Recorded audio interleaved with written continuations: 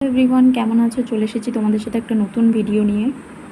যারা যারা DBT link এখনও করোনি তারা ঝটপট মোবাইলে করে নাও, 1 মিনিটে দেখে নাও তোমরা কিভাবে করবে। ফার্স্টে তোমরা সার্চ করবে এনপিসিআই, লিখবে এনপিসিআই টাইপ করবে, তাহলে ফার্স্ট চলে আসবে এনপিসিআইয়ের ওয়েবসাইট। এখানে তোমরা আগেই ডিবিটি লিঙ্ক করবে না, আগে তোমরা দেখবে তোমরা যেই ব্যাংকে আর কি লিঙ্ক করাতে চাও সেটা অলরেডি লিঙ্ক আছে নাকি, সেটা আগে তোমরা চেক করবে। এখানে গিয়ে কাস্টমারে যাবে, কাস্টমারে গিয়ে বেসে যাবে, বেসে গিয়ে আধার ম্যাপ স্ট্যাটাসে যেতে হবে।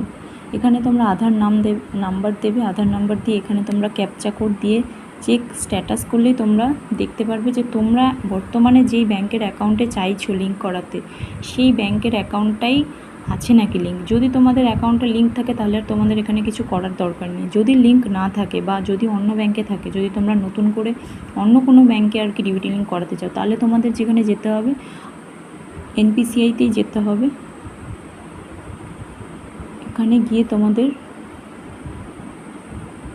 কাস্টমারে যেতে হবে, গিয়ে তোমাদের সেমভাবে বেসে যেতে হবে, বেসে গিয়ে তোমাদের আধার সিডিং ডিসিডিংয়ে যেতে হবে। এখানে গিয়ে তোমরা তোমাদের আধার নাম্বার, সিডিং আর সিলেক্ট ব্যাংক আর যেই অ্যাকাউন্ট নাম্বারটায় তোমরা এখন বর্তমানে ডিবিটি লিঙ্ক করাতে যাও সেটাতে তোমরা করবে। এখানে ক্লিক করে ক্যাপচা কোড দিয়ে সাবমিট করবে। তো তারপরে তোমরা দেখতে পারবে আর কি যে তোমাদের কোন ব্যাংকে আছে। তো সেটা তোমরা প্রথমে তোমাদের কাছে 3টে অপশান আসবে ওখানে, যে তোমরা এই ব্যাংক থেকে এই ব্যাংকে মুভ করাতে চাও, সেটা তোমরা ক্লিক করলেই তোমরা নতুন ব্যাংকের অ্যাকাউন্টে করতে পারবে সেটা লিঙ্ক।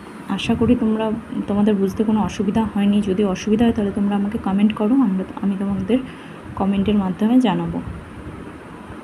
এই ভিডিওটা এই পর্যন্ত, পরের ভিডিওতে দেখা হচ্ছে।